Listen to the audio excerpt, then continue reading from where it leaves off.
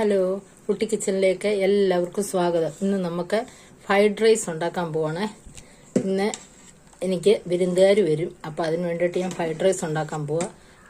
വെള്ളം തിളപ്പിച്ചു, അരി ഇട്ടു, ഏലക്കായും ഗ്രാമ്പും ഇത് ഇട്ടിട്ടുണ്ട്. ചോറ് ഏകദേശം വെന്തിട്ടുണ്ട്. നമുക്കിനി ഇത് ഊറ്റിയെടുക്കാം. ഇപ്പം നമ്മുടെ ചോറെല്ലാം ഇവിടെ നല്ലതായിട്ട് വെന്തിട്ടുണ്ട്. നമ്മൾ കോരി എടുക്കുകയാണ്. ഇത് 2 കിലോ അരിയാണ്.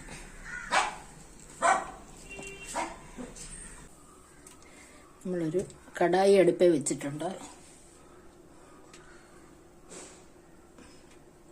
നമ്മുടെ ഉള്ളി വറുത്തെടുക്കാൻ വേണ്ടി കുറച്ച് എണ്ണ ഒഴിക്കാം. സൂര്യ ഓയിലാണ് എടുത്തേക്കുന്നത്.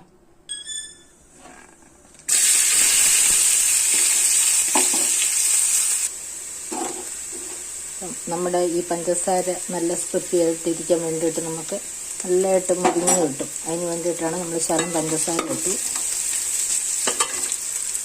നമ്മുടെ ഉള്ളി ഇട്ട് ഇവിടെ നല്ലതായിട്ട് മുരിഞ്ഞ് വന്നിട്ടുണ്ട്. നമുക്കിനി ഇത് കോരിയെടുക്കാം. നമ്മുടെ ഉള്ളി ഇവിടെ നല്ലൊരു വറുത്ത് കോരി വെച്ചിട്ടുണ്ട്. ഇനി നമുക്കിതിലേക്ക് ആ എണ്ണയിൽ തന്നെ നമ്മുടെ മുന്തിരി വറുത്ത് എടുക്കാം.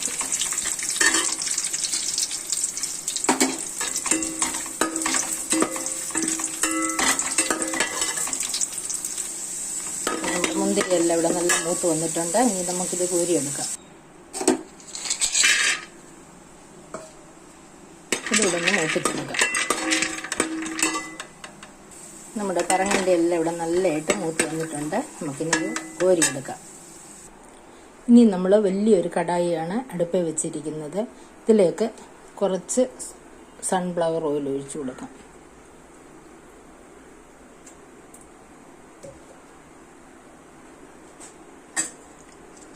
എടുത്ത് വെച്ചിരിക്കുന്ന പട്ട, ഗ്രാമ്പൂ, ഏലയ്ക്ക ഇതിലിട്ട് കൊടുക്കാം. ചോറിൻ്റെ കൂടെ നമ്മൾ പട്ടയും ഏലയ്ക്കായും ഗ്രാമ്പും ഇട്ടാണ് ചോറ് വേവിച്ച് വെച്ചിരിക്കുന്നത്.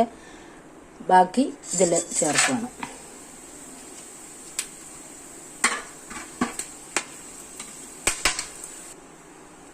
രണ്ട് കുരുമുളക്. ഇനി നമുക്ക് ഇത്രയും ക്യാപ്സിക്കം ഉണ്ട്, അതിട്ട് കൊടുക്കാം.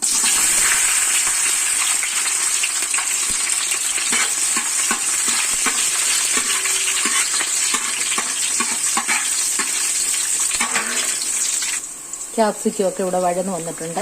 ഇനി ഇതിലേക്ക് നമ്മൾ ചോപ്പ് ചെയ്ത് വെച്ചിരിക്കുന്ന ക്യാരറ്റ് ഇട്ട് കൊടുക്കാം. ഞാൻ നീളത്തിലാണ് ഇത് സ്ക്രാച്ച് ചെയ്ത് വെച്ചേക്കുന്നത്. ഇനി ഇതിലേക്ക് നമുക്ക് ബീൻസ് ഇട്ട് കൊടുക്കാം.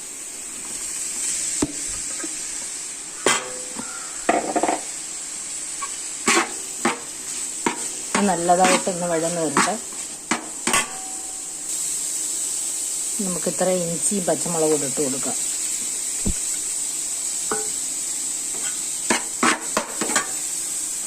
നമ്മൾ ഇത്രയും ചിക്കൻ ഇവിടെ പിഴിഞ്ഞ് വെച്ചിരിക്കുകയാണ്.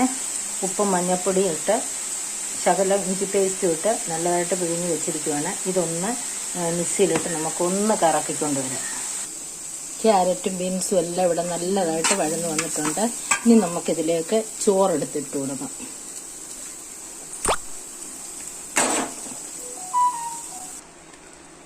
നമുക്കിനി ഇതിൽ കുറച്ച് നെയ്യ് ഒഴിച്ച് ഇളക്കി കൊടുക്കാം.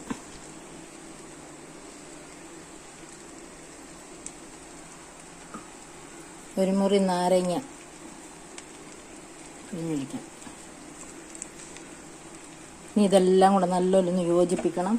അതിനുമ്പോട്ടായിട്ട് നമുക്ക് പൈനാപ്പിളിൻ്റെ എസൻസ് ഒഴിച്ചു കൊടുക്കണം. പൈനാപ്പിളിൻ്റെ എസൻസ് ആണ്. ഒരു 3-4 തുള്ളി ഒഴിച്ചു കൊടുക്കണം. മതി. ഇനി ഇതെല്ലാം നല്ലതുപോലെ തിരുമ്മി യോജിപ്പിച്ചെടുക്കാം നമുക്ക്. ഇനി എടുത്ത് വെച്ചിരിക്കുന്ന ചിക്കൻ പൊടിച്ചതിട്ട് കൊടുക്കാം.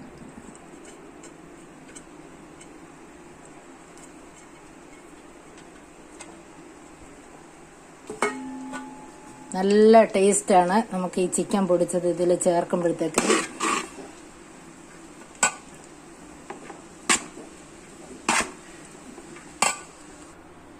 ഇനി നമുക്ക് അലങ്കരിക്കാനായിട്ട് ഉള്ളി വറുത്തത് ഇട്ട് കൊടുക്കാം.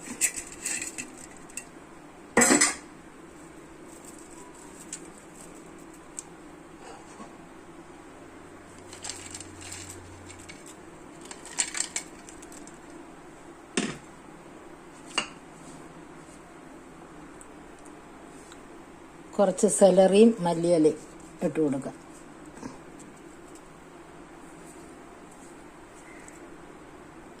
നമ്മുടെ സ്വാദിഷ്ടമായ ഫ്രൈഡ് റൈസ് ഇവിടെ റെഡി ആയിട്ടുണ്ട്. നിങ്ങൾക്ക് എല്ലാവർക്കും ഇത് ഇഷ്ടപ്പെട്ടെന്ന് വിശ്വസിക്കുന്നു. നിങ്ങളെല്ലാവരും ഇത് വെച്ച് നോക്കണം. നിങ്ങൾക്ക് ഇഷ്ടപ്പെട്ടാൽ എനിക്ക് ലൈക്കും ഷെയറും ഒക്കെ ചെയ്യണം. വീണ്ടും പുതിയൊരു വീഡിയോ ആയിട്ട് നമുക്ക് ഉടനെ കാണാം. ബൈ.